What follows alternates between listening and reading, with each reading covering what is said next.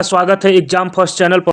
साथियों, junior assistant 3284 post के लिए जो हम लोग प्रैक्टिस सेट देख रहे थे, उसमें हम लोग प्रैक्टिस सेट नंबर 2 आज देखेंगे और सभी 100 महत्वपूर्ण प्रश्नों को हम व्याख्या सहित साथियों यहाँ पर देखेंगे। और यह जो प्रैक्टिस सेट है वह एकदम लेटेस्ट पैटर्न पर जो यूपी ट्रिपल एससी के द्वारा विकल्प ई यानी कि 5 विकल्पों के साथ जो प्रश्न आजकल पूछा जा रहा है, उसी के अकॉर्डिंग यह प्रैक्टिस सेट है साथियों। तो आप सभी साथी, जो भी साथी नए हैं, पहली बार एग्जाम फर्स्ट चैनल से जुड़ रहे हैं, उन सभी साथियों से आग्रह है कि वो चैनल को सब्सक्राइब कर लें और पुराने साथियों से आग्रह है कि वो वीडियो को शुरू से अंत तक देखेंगे। तो आइए साथियों, शुरुआत करते हैं चैप्टर नंबर जो प्रैक्टिस सेट 2 है उसके पहले प्रश्न से। तो यहाँ पर जो साथियों हम पहला प्रश्न यहाँ पर देखेंगे कि किसी व्यंजन के उच्चारण में जिह्वा तालु से नहीं टकराती है, यानी कि किस व्यंजन के उच्चारण में जिह्वा जो है तालु से नहीं टकराती है। तो इस प्रश्न का जो साथियों सही उत्तर है वह विकल्प डी यानी कि घ जो है, इसमें जिह्वा जो है तालु से नहीं टकराती, यानी कि जो क वर्ग में घ आता है, यानी कि क ख ग घ और अंगा, यहाँ पर जिह्वा तालु से नहीं टकराती है। अगला प्रश्न देखेंगे यहाँ पर कि उच्चारण की दृष्टि से संबल ध्वनि का कौन सा वर्गीकरण है। तो इस प्रश्न का जो सही उत्तर है वह विकल्प ए यानी कि संपृक्त ध्वनि जो है, यह संबल ध्वनि का वर्गीकरण है। किसी के द्वारा कहे गए कथन को मूल रूप से लिखने के लिए कौन सा विराम चिन्ह प्रयुक्त होगा। तो इस प्रश्न का जो सही उत्तर होगा वह विकल्प सी यानी कि उद्धरण चिन्ह का प्रयोग किया जाएगा। अगला प्रश्न देखेंगे कि निम्नलिखित में से किस शब्द की वर्तनी सही है। तो इस प्रश्न का जो सही उत्तर है वह विकल्प बी यानी कि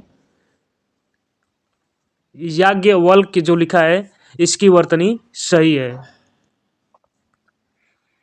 अगला प्रश्न देखेंगे कि निम्नलिखित शब्दों पर विचार कीजिए, यानी कि पहला जो है अतिशयोक्ति, दूसरा दुर्गति और मरीचि और नीरधि, किस विकल्प में सभी शब्द शुद्ध हैं। तो हमको यहाँ पर यह बताना है कि शुद्ध शब्द कौन से जो ऑप्शन में दिया गया है। तो इस प्रश्न का जो सही उत्तर है वह विकल्प सी यानी कि यहाँ पर 1, 3 और 4 जो है यहाँ पर शुद्ध शब्द लिखे गए हैं। अगला प्रश्न देखेंगे यहाँ पर कि पशु चर रहे हैं, इस वाक्य में पशु कौन सी संज्ञा है। तो इस प्रश्न का जो सही उत्तर है वह विकल्प बी यानी कि पशु जो है एक जातिवाचक संज्ञा है। दीवार के ऊपर कौन बैठा है वाक्य में सर्वनाम का कौन सा प्रकार है। तो यहाँ पर हमें इस वाक्य में यह बताना है कि सर्वनाम का कौन सा प्रकार यहाँ पर प्रयोग किया गया है। तो इस प्रश्न का जो सही उत्तर है वह विकल्प बी यानी कि यहाँ पर प्रश्नवाचक सर्वनाम का प्रयोग किया गया है। अगला प्रश्न देखेंगे कि रेखांकित उपवाक्य का भेद लिखिए, यानी कि एक ऐसा पत्र लिखो जिसमें विद्यालय की सभी समस्याओं का उल्लेख हो। तो यहाँ पर जो रेखांकित उपवाक्य है इसका भेद बताना है। तो इस प्रश्न का जो सही उत्तर है वह विकल्प डी यानी कि यहाँ पर विशेषण उपवाक्य का प्रयोग किया गया है। निम्नलिखित में नाम धातु क्रिया का प्रयोग किस विकल्प में किया गया है। तो इस प्रश्न का जो सही उत्तर होगा वह विकल्प बी यानी कि उसने मेरी सारी संपत्ति हथिया ली। तो यहाँ पर नाम धातु के उपवाक्य का प्रयोग किया गया है। अगला प्रश्न देखेंगे कि कौवा के स्त्रीलिंग के निर्धारण के लिए क्या किया जाता है।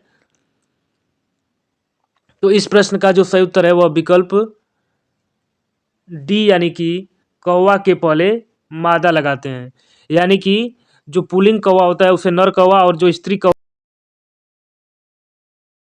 होता है उसको हम उसके पहले स्त्रीलिंग बनाने से हम मादा लगाते हैं। अपादान कारक युक्त वाक्य है। तो यहाँ पर इस प्रश्न का जो सही उत्तर है वह विकल्प बी यानी कि छत से उतरी हुई लता मुरझा गई है। तो यहाँ पर अपादान कारक यह युक्त वाक्य है।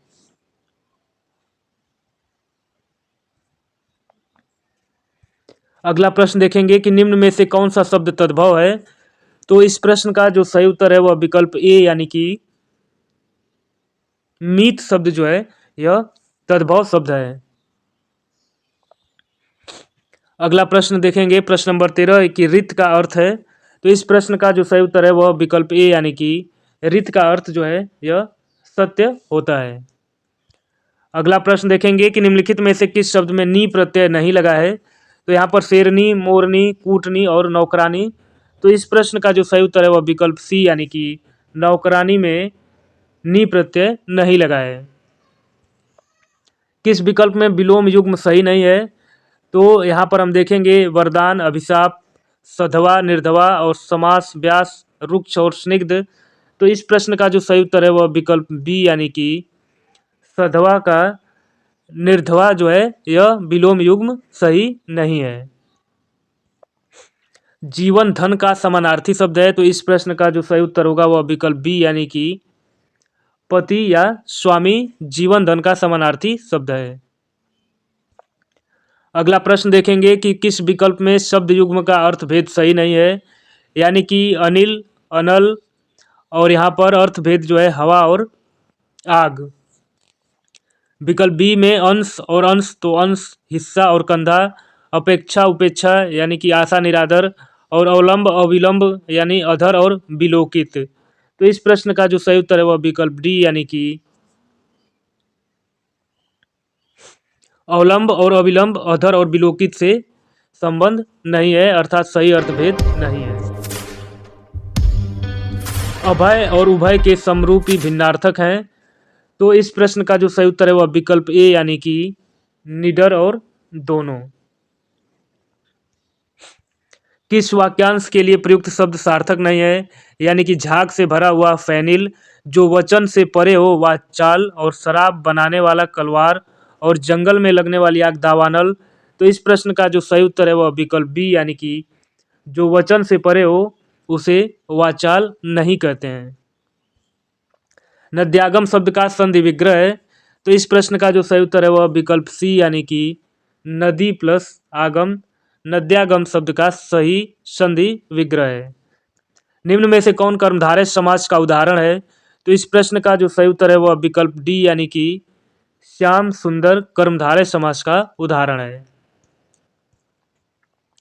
प्रातः सूर्य उदित हुआ और पक्षी चहचहाने लगे, यह किस प्रकार का वाक्य है। तो इस प्रश्न का जो सही उत्तर है वह विकल्प सी यानी कि यह जो है संयुक्त वाक्य का उदाहरण है।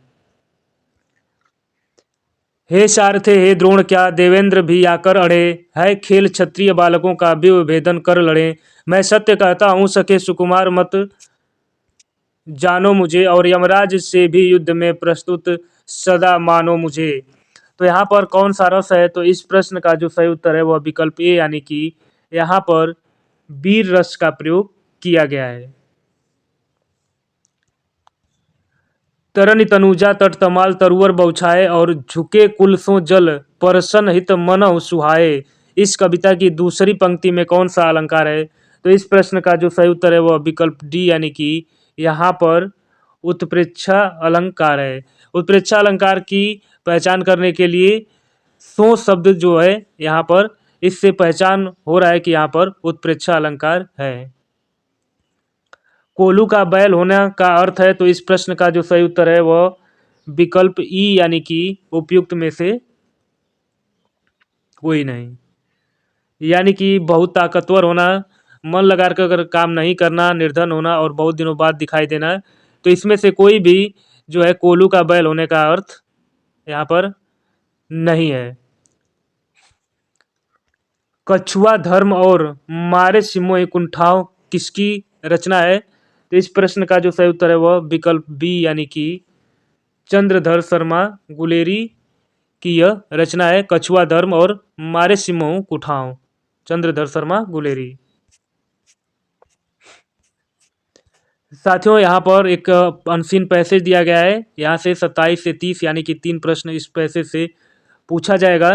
तो साथियों इन प्रश्नों को हल करने का मैंने आपको तरीका बताया कि सबसे पहले आप पैसेज को पढ़ लें और क्वेश्चन को पढ़ लें, और आपको देखेंगे कि ऐसे प्रश्न जो है बहुत ही आसानी से जो है सॉल्व हो जाते हैं। आपको परीक्षा में कोई दिक्कत नहीं होगी अगर आपने 20-25 जो पैसेज को पढ़ करके प्रैक्टिस कर लिया है। तो यहाँ पर देखिए आइए पढ़ते हैं, और यहाँ पर कुछ प्रश्न का जो है आप अपने प्रेजेंस या सेंस से भी कुछ प्रश्नों का आप उत्तर दे सकते हैं। यानी देखिए यहाँ पर आजकल पढ़े लिखे नवयुवक विदेश क्यों जाते हैं, सर्वाधिक सबल तर्क कौन सा लगता है। तो इस प्रश्न के आप सभी विकल्पों को पढ़ेंगे तो आपको जरूर आइडिया लगेगा। यानी कि बुढ़ापे में माँ बाप को अपने पास बुलाकर उनकी सेवा करने के उद्देश्य से जाते हैं। सभी विकल्पों को आपको एक बार जरूर पढ़ना है। माँ बाप का सपना पूरा करने, सुख चैन की जिंदगी बसर करने तथा समाज में प्रतिष्ठा बढ़ाने के लिए जाते हैं।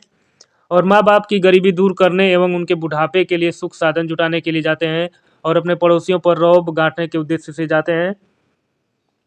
तो इस प्रश्न का जो सर्वाधिक सटीक उत्तर है वह विकल्प बी, यानी कि माँ बाप का सपना पूरा करने, सुख चैन की जिंदगी बसर करने तथा समाज में प्रतिष्ठा बढ़ाने के लिए जाते हैं।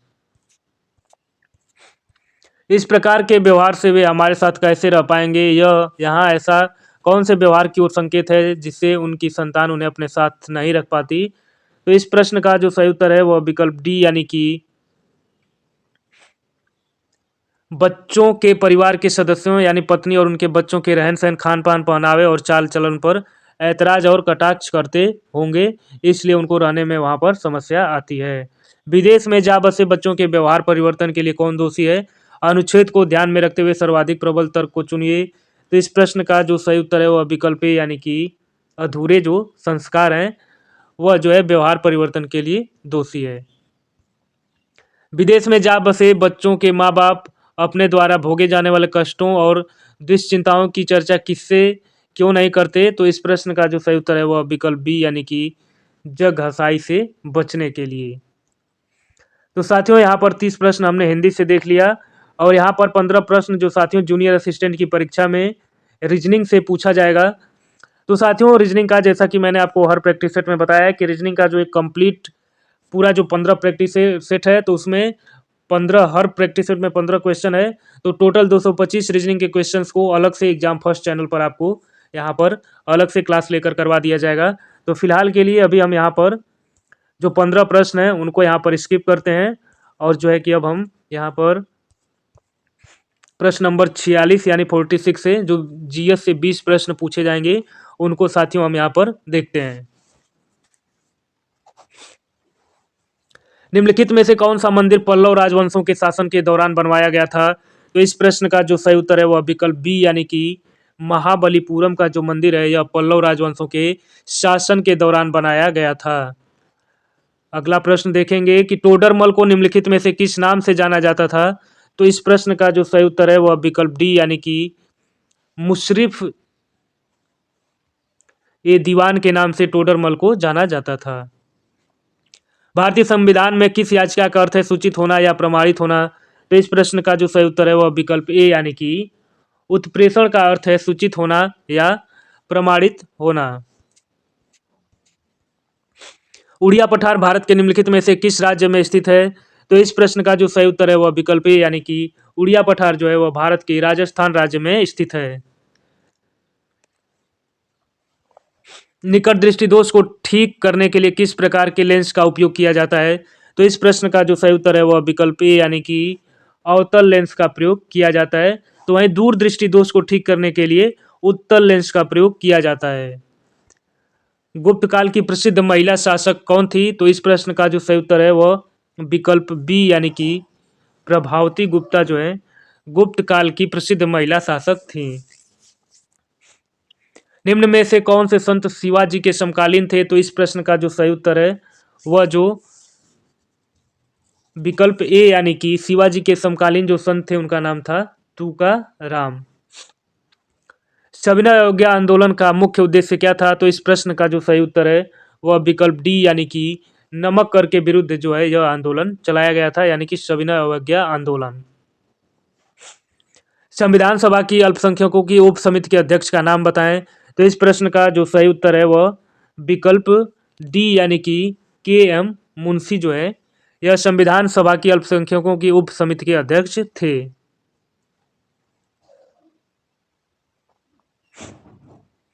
भारतीय संविधान का अनुच्छेद 300 निम्नलिखित में से किसकी गारंटी देता है? तो इस प्रश्न का जो सही उत्तर है वह विकल्प सी, यानी कि कोई भी व्यक्ति अपनी संपत्ति से वंचित नहीं रहेगा, ऐसा भारतीय संविधान का अनुच्छेद 300 में यह बताया गया है। मालदीव जिसे द लैंड ऑफ गोल्डन फ्लिश के नाम से जाना जाता है, तो इस प्रश्न का जो सही उत्तर है वह विकल्प डी, यानी कि ऑस्ट्रेलिया को द लैंड ऑफ गोल्डन फ्लिश के नाम से जाना जाता है।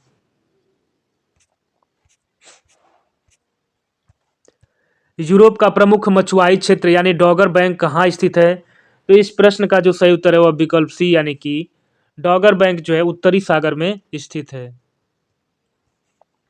निम्नलिखित में से भारत में अक्टूबर की गर्मी का मुख्य कारण क्या है? तो इस प्रश्न का जो सही उत्तर है वह जो विकल्प बी यानी कि उच्च आर्द्रता से जुड़ा उच्च तापमान।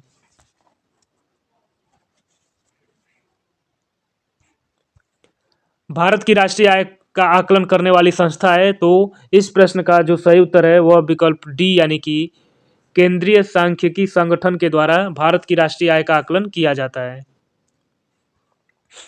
कौन सा अंग वसा को तोड़कर कोलेस्ट्रॉल बनाता है? तो इस प्रश्न का जो सही उत्तर है वह विकल्प ई यानी कि उपयुक्त में से कोई नहीं। तो आइए देख लेते हैं इसका व्याख्या है कि यकृत जो है वसा को तोड़कर कोलेस्ट्रॉल बनाता है और यकृत कोशिकाएं नीले हरे रंग का पित्त रस उत्पन्न करती हैं, जिसमें सोडियम कार्बोनेट तथा कोलेस्ट्रॉल आदि यकृत लवण होते हैं और यकृत आवश्यकता से अधिक शर्करा या कार्बोहाइड्रेट को ग्लाइकोजेन के रूप में संचित रखती है और यकृत में विटामिन B12, विटामिन ए एवं विटामिन डी, लोहा एवं तांबा संचित रहता है। पेनिसिलिन जिसे एंटीबायोटिक के रूप में प्रयोग किया जाता है, प्राप्त किया जाता है, तो इस प्रश्न का जो सही उत्तर है वह विकल्प बी यानी कि कवक से प्राप्त किया जाता है।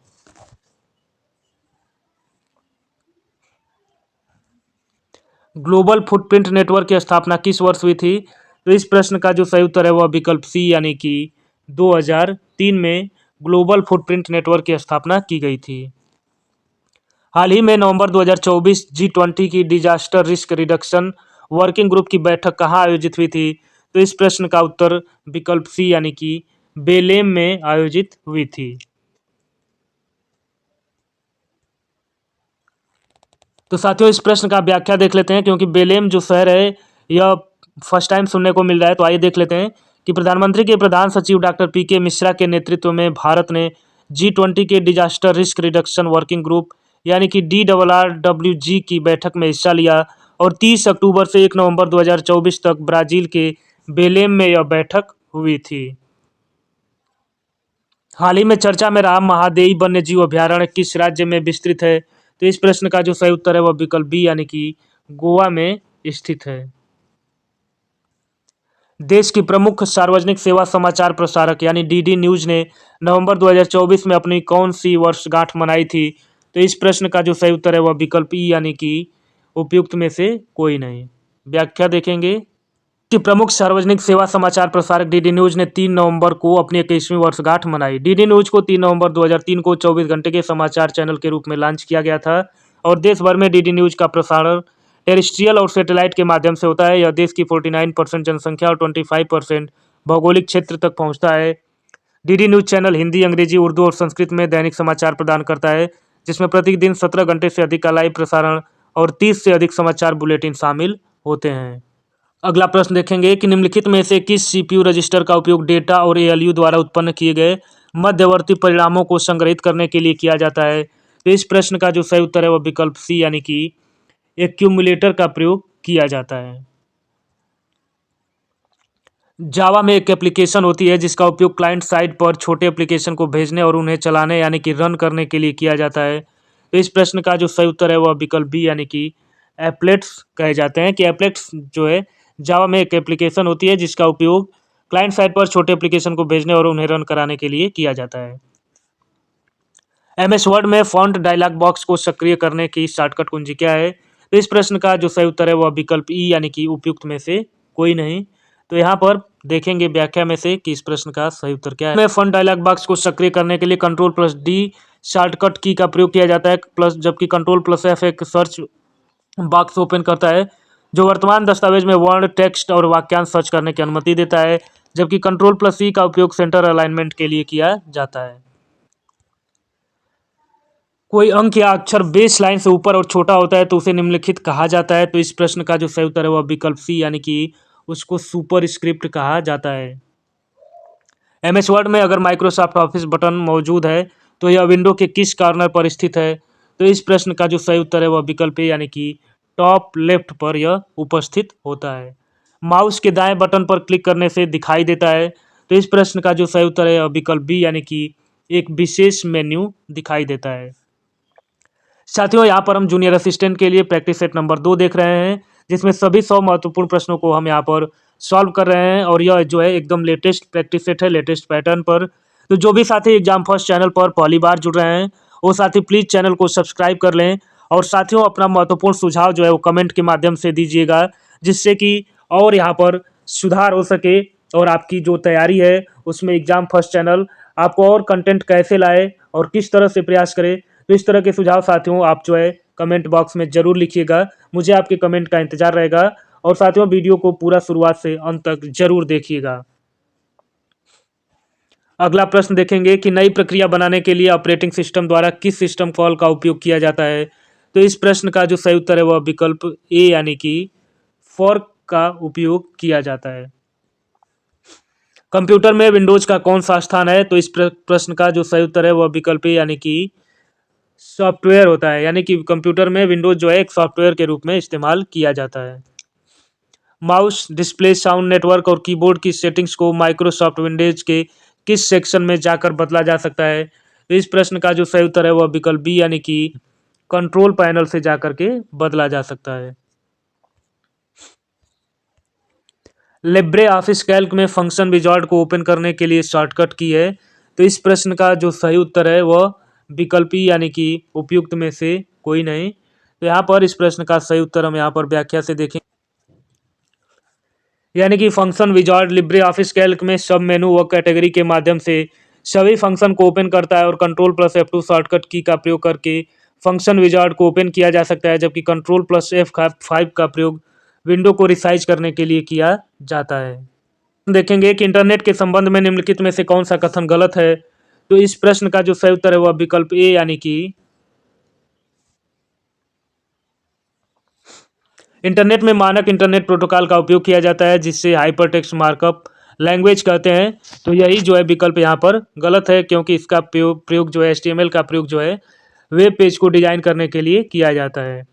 निम्नलिखित में से कौन सा कथन गलत है। पहला, अल्टा विस्टा और लाइकोस शुरुआती दिनों के खोज इंजन के उदाहरण है और वेब क्रॉलर को वेब स्पाइडर के रूप में भी जाना जाता है। तो इस प्रश्न का जो सही उत्तर है वह विकल्प ए यानी कि न तो एक न ही दो, यानी कि कोई भी कथन यहाँ पर गलत नहीं है, दोनों कथन सही है। इंटरनेट पर एक कंप्यूटर को HTTP यानी कि हाइपर टेक्स्ट ट्रांसफर प्रोटोकॉल का उपयोग करता है के रूप में जाना जाता है। तो इस प्रश्न का जो सही उत्तर है वह विकल्प बी यानी कि उसे वेब सर्वर के रूप में जाना जाता है। UTR का पूर्ण रूप है। तो इस प्रश्न का जो सही उत्तर है वह विकल्प ए यानी कि यूनिक ट्रांजैक्शन रेफरेंस। खाली स्थान एक प्रकार का सॉफ्टवेयर है जिसे उपयोगकर्ता के कंप्यूटर को वायरस का पता लगाने और उससे बचने में मदद करने के लिए डिजाइन किया गया है। तो इस प्रश्न का जो सही उत्तर है वह विकल्प सी यानी कि ऐसे सॉफ्टवेयर को एंटीवायरस कहा जाता है। अगला प्रश्न देखेंगे यूपी से संबंधित कि उत्तर प्रदेश के साथ सबसे कम सीमा वाला राज्य कौन सा है। तो इस प्रश्न का जो सही उत्तर है वह विकल्प बी यानी कि उत्तर प्रदेश के साथ जो सबसे कम सीमा साझा करने वाला राज्य हिमाचल प्रदेश है। उत्तर प्रदेश के दक्षिणी भाग की सबसे ऊंची पहाड़ी कौन सी है। तो इस प्रश्न का जो सही उत्तर है वह विकल्प सी यानी कि सोनाकर की जो पहाड़ी है दक्षिण की, वह सबसे ऊंची चोटी है, यानी कि उत्तर प्रदेश के दक्षिण भाग की सबसे ऊंची पहाड़ी जो है सोनाकर की पहाड़ी है।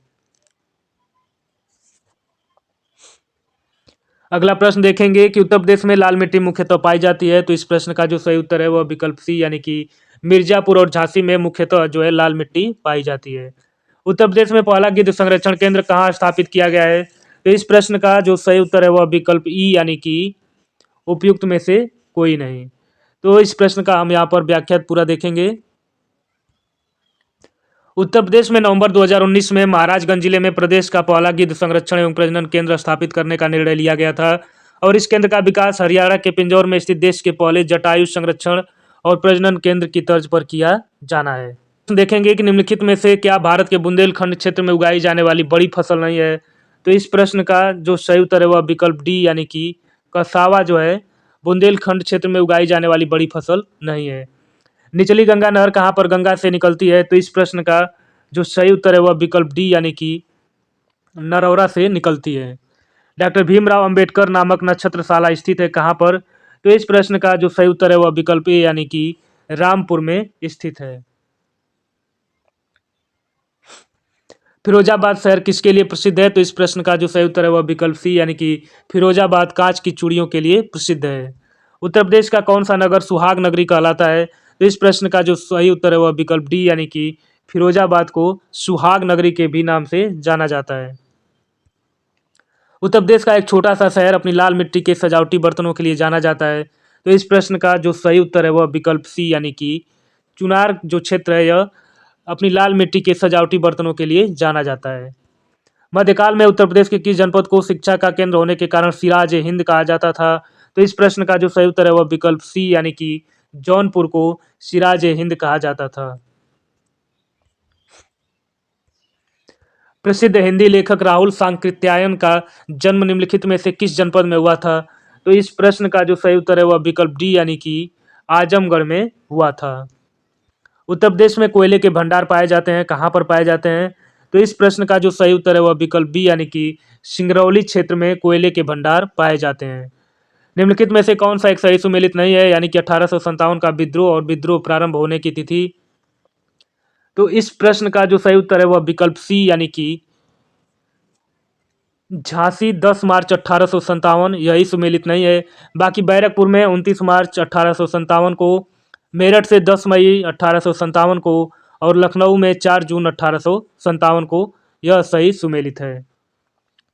उत्तर प्रदेश में पहली बार 1887 में प्रकाशित होने वाले दैनिक समाचार हिंदुस्तान के संपादक कौन थे? तो इस प्रश्न का जो सही उत्तर है वह विकल्प सी यानी कि मदन मोहन मालवीय। उत्तर प्रदेश में प्रथम विकलांग विश्वविद्यालय स्थापित किया गया है, कहाँ पर?